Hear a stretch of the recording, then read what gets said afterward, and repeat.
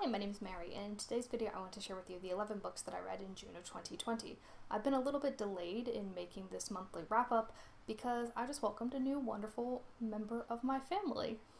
This is Andromeda. She joined our family in just early June, and she's such a sweetheart, even though I just woke her up from her nap. So I've not been recording as much because I've been recording videos of her on my phone, being very sweet. So while she goes and has a little nap over there, I'll talk first about the fiction works and then about the nonfiction works, and then we'll wrap up with poetry. There weren't a lot of standouts this month, I'll be up front. I didn't rate anything 5 stars this month, but there's still a couple of things in this kind of middle-of-the-road collection that I... The first book that I want to talk about is called Strange Weather by Joe Hill, which is actually a collection of 4 short, kind of speculative novella. Okay. The first book that I want to talk about is actually a collection of 4 novellas, and that is Strange Weather by Joe Hill, which is a collection of speculative stories that are related to natural weather phenomena. So the first story is called Snapshot, which is based on a thunderstorm. There is Loaded, which is based on a forest fire. Then there is Aloft, which is based on a cloud, and Rain, which is, yes, based on rain. Each of the novels has a very different feel to it. I would describe the feeling of Snapshot, the first one, as being very like the beginning of Welcome to Night Vale, a story which combines a kind of small-town Americana with the sense that there is something just outside of view, almost, that is frightening or unusual in some way, and then you can start to see parts of it coming through, and the main character has to interact with that. Then, on the other hand, you have a story like Loaded, where the horrifying element of the story is the human element, and then the natural phenomenon just rages on in the background and has a kind of metaphysical or metaphorical significance without being the scariest thing in the story, because the scary thing in the story is a white man with a gun. And it is my favorite of the 4, I would say, is Loaded, because of the way it handles the horror, because the horrifying thing is the people. I would say that one I gave 5 stars. I ended up giving Snapshot 4 stars, and then I ended up giving the other 2, the one based on the cloud and then the one based on the rain, 2 stars. They just were not for me. They didn't have moods that I particularly cared for. I really enjoyed the collection overall. I will read more of Joe Hill's work. I'm thinking of picking up his horror novel Nosferatu in December. I'm hoping that that can be one of my Christmas time reads, and we'll see what I ended up thinking of that in that near future. But I gave the overall collection 3 stars. Now, I couldn't read Joe Hill without also reading his father, so I did pick up another Stephen King book this month, and I read The Shining. The Shining was one of the books that I was the most looking forward to reading out of Stephen King's catalog, because based on what other people had told me about it, this is the one that I thought I would enjoy the most. The Shining follows a man named Jack, who has decided to become the overwinter kind of caretaker of a hotel called the Overlook Hotel, and he brings with him his wife, Wendy, and their son. And when they go to the hotel, the son, Danny, starts to see things that are not there to everybody else and becomes more attuned to the supernatural elements of the hotel, as his father also becomes affected by the hotel. I would say that this is a really effective horror novel in parts. By the middle of it, I kept having to put it down to go play Animal Crossing so that I could calm myself down. And it was so effective that I actually have a video in the works on The Shining right now, which I'm hoping to be able to share with you sometime in the next couple of weeks, where I talk about the major themes and what makes it an effective horror novel. So look forward to that. I ended up giving The Shining by Stephen King 4 stars. The last fiction novel I read this month was Love in the Time of Cholera by Gabriel Garcia Marquez. Gabriel Garcia Marquez is the author of one of my favorite books of all time, that is 100 Years of Solitude, and I picked this one up because I had been told that this work was also a work of magical realism. It's not. It's historical fiction. Just putting that out there before you get excited like I did, because I think my disappointment in that might have partially affected my overall impression of the book. The book follows 2 lovers and how their lives came together and then went apart during a time in the early 20th century when cholera was raging in their town. and along the river where the man and the couple worked. I found the story mostly tedious because I didn't like the central couple, and that's kind of all there is to the story. It's hard for me not to compare it to 100 Years of Solitude, because another thing that I loved about that was that we followed a large cast of characters who, although some of them even have the same names as each other, are really distinct, and their interplay is really interesting. Whereas in this book, it's really just the two protagonists and then a couple of characters that are tacked on, but they don't have anywhere near the kind of interaction that they had in 100 Years of Solitude.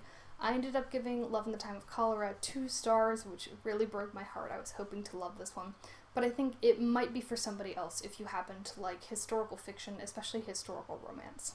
Moving on to nonfiction, the next book that I want to talk about is An Apology for the Revival of Christian Architecture in England by A.N.W. Pugin. Now, this is a work that I'm not going to talk about at length because I don't think it's of interest to anybody but me, but An Apology is Pugin, who was a 19th century architect and art critic, his attempt to explain why architecture in the 19th century was not very good until he came along. It's wonderful to read if you're interested in my area of study, which is medievalism and the Gothic revival, which Pugin was very much influential in this field, and he himself is such a funny writer. He has no problem taking other architects to task over what they were doing in a way that comes across as very, very edgy and funny, but I wouldn't say this work is for everyone. I didn't end up rating it because I don't know how I would possibly rate something like this, like nonfiction written in the 19th century, but I thought I would mention it here since it's on my Goodreads. The next book that I read I also didn't rate, and that is Conscience of a Conservative by Jeff Flake, but I did not rate this one for very different reasons. I picked this book up because at the beginning of the year I set myself a challenge for reading political books since this is an election year and I wanted to stay abreast of all of the most important things that are being discussed in politics today. One of my challenges for that was to read a book by a person from another political party that I am not a part of, and I am not a part of the Republican Party in the United States, so I thought I would pick up a book by a Republican. What drew me to this book in particular is that Jeff Flake is talking about what happened in the Republican Party in 2016 that caused them to, in his opinion, veer off course from Republican values into Trumpian values. So he is trying to make a call for conservatives to return to real conservatism to him that is mostly about small government and less about things like xenophobia and anti-Muslim sentiment and racism and things like that. So what he sees as Trump populism, he wants to distance himself from. And I think that this book was an effective means of arguing his point. I thought parts of it were very well written. I appreciated his understanding of the trajectory of the Conservative Party. That being said, we disagree on nearly everything, and so I could not, for myself, justify how I was going to end up rating the book, so I just didn't end up rating it at all. The next book that I read was the last book on my 10 books on my Art History TBR video that I set up last year. So now that that challenge is done, I have set up an entirely new TBR, but the last book on that list was How to Survive Modern Art by Susie Hodge. Now, I've already talked about one of Susie Hodge's other books, Why Your 5-Year-Old Could Not Have Done That, Modern Art Explained, which has its own independent video review on this channel already. I thought about doing another one for this book, but by the time I was about halfway through it, I realized I could not do it. There is something about the way that Susie Hodge writes that I find absolutely insufferable. I don't know if this is just because I am not a beginner to modern art and I am looking for ways to expand my understanding of modern art. One of the irritating things about reading Susie Hodge's work is that she simplifies things so much for an audience who does not have an art historical background that she ends up saying things that are wrong. She has some comments in here about the degenerate art exhibition that was put on by the Nazis, where she completely misrepresents what the Nazis didn't like about the so-called degenerate art by simplifying it too much, and it became very frustrating. There's other things about how she writes, the mechanics of how she writes, that I find very frustrating as well, and I was joking with a friend that if I end up leaving my current trajectory of going into a PhD program, that what I would do to move into academic publishing is to take this book, mark it up with a red pen, and then submit it with my application, because you could probably tell a lot about my writing style and my editing style from all the comments I would make in this book, because we just disagree about everything. I gave How to Survive Modern Art 2 stars. The next book that I read was How We Fight for Our Lives by Saeed Jones.